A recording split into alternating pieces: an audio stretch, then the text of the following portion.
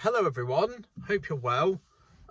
Believe it or not, it's actually been a couple of weeks since I've done a Rambles video. I'm aware that on the channel it looks like the last 4 or 5 uploads, but I've been trying to actually take a break. Because I said in August I was going to take a break, and I've just kind of kept doing it. And now we're nearly at November.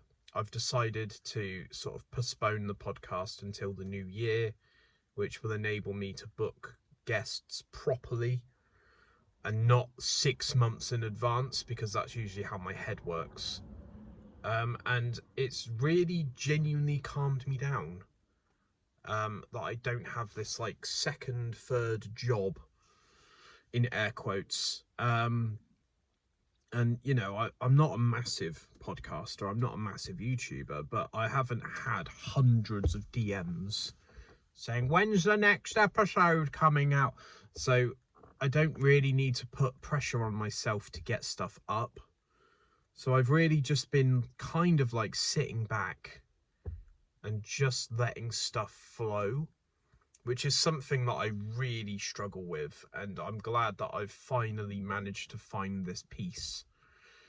I think it's from like the environment that I'm in, that, you know, I've got structure and I've got a good family around me and a good network of people. And I think when you don't have those things, you feel this constant need to produce everything constantly all the time. And invariably that creates this conversation, which is basically, from an outside perspective, if someone was to look at me right now, they'd think, this guy's in a car talking to himself. But yeah, there we go. Right, so monologue over. This is potentially the most controversial ABP Rambles I'm going to do. So buckle up or fuck off. So I am about 75% of the way through Joe Rogan's episode with Donald Trump. Now, I was always going to listen to this episode, and also the fact that Joe Rogan is now back on YouTube just absolutely decimates the algorithm. So when this Donald Trump episode came out a couple of days ago, it had done 28 million views in one day.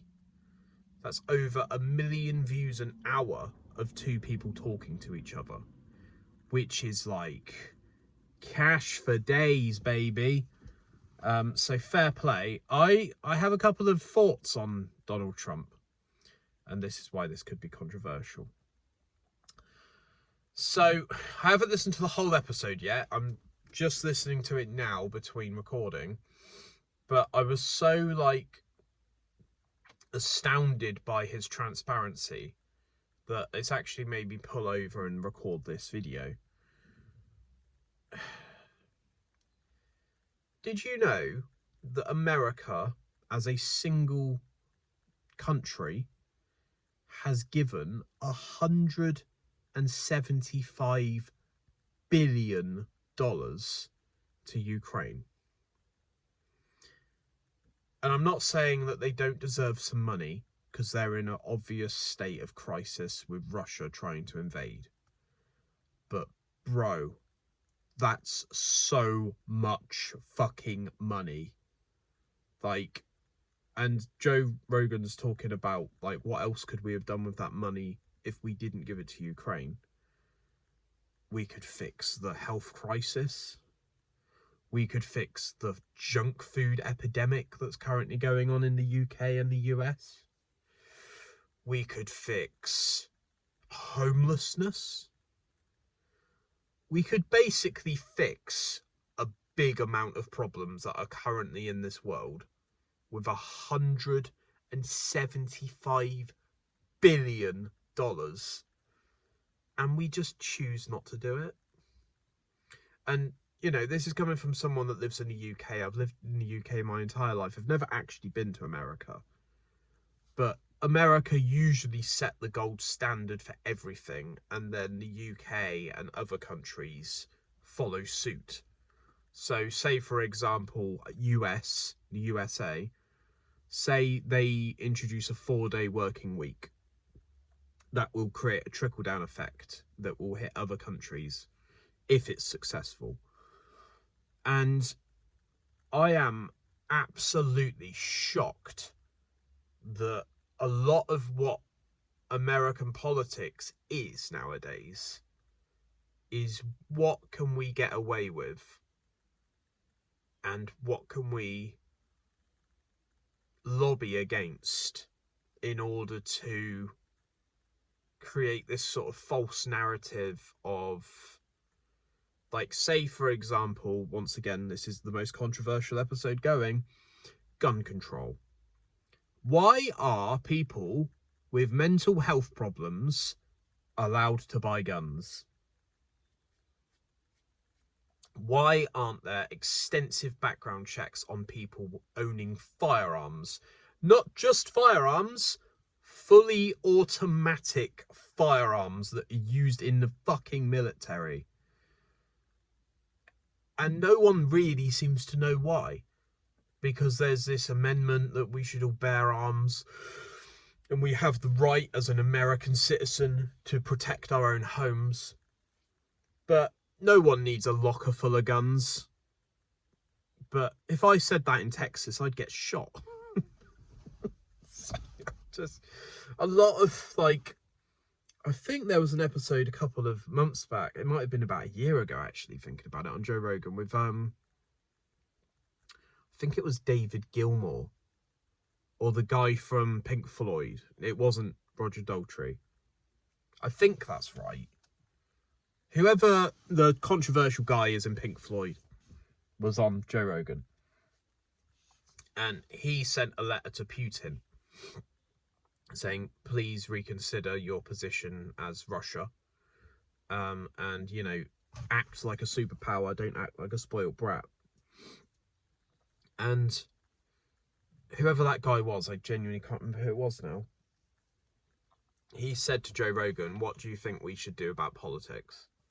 And Joe said, we need to take money out of it because it's becoming this huge blob of propaganda, of favoritism, of sort of who can line their pockets the most out of politics. And I don't agree with everything Joe Rogan says by any stretch of the imagination, because once again, if you run a podcast and you're uploading 4 days a week with 3-hour episodes, you're going to say stuff that I'm not going to agree with because you are talking so much. Like, I don't agree with everything Andrew Tate says. I don't agree with everything other controversial person says. I don't agree with everything PewDiePie says, for Christ's sake. But, I don't know, it's kind of messed my head up a bit, really. Because it feels like Donald Trump is approaching this presidency with some real seriousness. I think he said in the episode that I'm listening to at the moment, he's taken 58 days. He's not taken 1 day off since this campaign started going where he's running for president. And I'm very, very interested in the next 2 weeks to see what happens to America. Because without Trump being in charge, it doesn't really feel like anything happens. But on the other side of that, he likes to big himself up. Big time. Loves to big himself up and talk about himself. But sometimes it's better to sort of put up with the devil you know rather than... Oh, what's her name? Obviously, her name's so riveting that it's maybe yawn. Kamala Harris, I think her name is. And she'll just be like Hillary Clinton. She'll just be like Joe Biden. She won't do anything. She'll just go, yeah, everything's crap. Like, yeah, cool. And she'll just somehow find a way to, like, lucratively benefit her friends, because that's what presidents do. But that's just my opinion, you know. That's literally one person's opinion. One guy with a camera. You know, I know politics is very polarizing. I know a lot of YouTubers that are politically, content-wise driven. But I don't know. I'm interested to see how this all pans out. The other topic I wanted to talk about, which I'm going to make short, because I'm only going to talk about 2 things today, is, have we now reached a singularity with YouTube? Because it used to be this whole, if enough people comment on a video with the same thing, the content person, the creator, no matter how big or small they are, they would always answer to their audience. And now it feels like we've approached this megalithic thing where Mr. Beast, KSI, Logan Paul, and a plethora of other YouTubers that aren't as big now just sell shit to kids, and they don't have to answer for themselves because their audiences are so massive. Like, if you take Mr. Beast as an example, with Lunchly, for example, right, which is becoming this huge meme online, and I love Tommy Innett's Vapely parody, because it is bang on. I really actually genuinely do like Tommy Innett. I think he's actually pretty sweet. I've listened to quite a lot of episodes of Shut Up, I'm Talking, which is Tommy Innett and Jack Manifold, who I really like because he does lots of haunted reaction stuff. But, so if we take Mr. Beast, I think, this is just off the top of my head, I think he's got something like 300 million subscribers on YouTube. Then you take in Logan Paul's 26 million subscribers on his personal channel, and then you take in Impulsive, which is his podcast, which is on 5 million.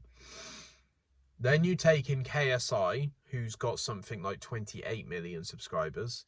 Then he's got another channel where he's got about 20 million subscribers. So that's 50 million subscribers as one person. Just fucking mental. Then he's got the Sidemen, who are about 20 million subscribers, I think. Correct me if I'm wrong. So that's 3 million subscribers per person in the Sidemen, because there's 7 of them. That is a ridiculous demographic of people. That's 500 million. No, that's not actually. No, it might be. That's nearly 500 million subscribers. That's dangerous. I'm kind of glad that they're just promoting food, because that is... Could you imagine a field with 500 million people in? Could you imagine what that looks like? So it just feels like now, rather than answering to their audience and rather than addressing controversy, they just start companies and just start selling product. And I really do think we're approaching this weird age now with YouTube where we can just sell stuff. And we can, like, I don't think selling stuff is a bad thing, but I think Logan Paul is one of the worst offenders for this, where he is constantly promoting stuff. Him and Jake, I've never seen anything like it, where it's like, you know, loganpaul.com/shop, and every single time you see Logan in a YouTube video, he's got a bottle of Prime in his hands. And, you know, Mr. Beast goes super hard on Feastables. And to be fair, I don't think there's anything really wrong with that. But when it turns into this huge, like when it becomes more about promoting stuff than the actual video that you're creating. And I think someone who's a very good example of this, I've got 2 really good examples of this in my opinion. Ryan Trahan with Joyride, which is a sweet company, which is a healthy alternative to sweets. And Jacksepticeye, Sean. I'm a huge fan of both of them because they're honest and authentic, and they've seen a gap in the market and they're absolutely smashing it. So Jack runs Top of the Morning Coffee, which have also just released some soap, which is a bit odd. I haven't actually tried any yet. I might actually do a review of that, but it's quite expensive because it's a startup. And he also makes comic books. But Jack doesn't promote it constantly on every single YouTube video he drops. So it's like, the people that give a shit about Jack, give a shit about Ryan, they know that they are CEOs of those companies without constantly being reminded about it all the time. But Lunchly, Prime, Feastables are all massively tailored towards kids. And I think it's potentially become this like fad, like the yo-yo or the Tamagotchi, where it's like, if you don't have a bar of Feastables or you don't have a bottle of Prime in school, you get made fun of. And I think that's a really bad look. But what do I know? I'm a 35-year-old man. So I'm very interested to know what your thoughts are on this, guys. Because I think, personally, YouTube need to step in and stop allowing these creators to constantly promote their stuff all the time. Like, I really, really, genuinely do like the Sidemen. I actually do. I'd love to get any of them on the podcast. But, bro, they run cereal companies. They run clothing companies, which is fair enough. Every YouTuber's got merch. They run vodka companies, XIX. They run Sides, which is basically fast food. They, I think, are in the process of creating some sort of studio space in London. And it's like, money makes money. Like, the amount of ad revenue they are getting from YouTube, what else are they going to do with the money? I know, to be fair, Mini-Mint Simon runs his charity. But I don't see any other fucking sideman running charities. And it's like, I just think people just need to be a bit more conscious. Because the UK is currently in such a massive state of disrepair. There are so many people right now struggling so much. And it's just like, hey guys, I just bought a Lamborghini. And it's just like, oh my God, like, you're so out of touch with your audience.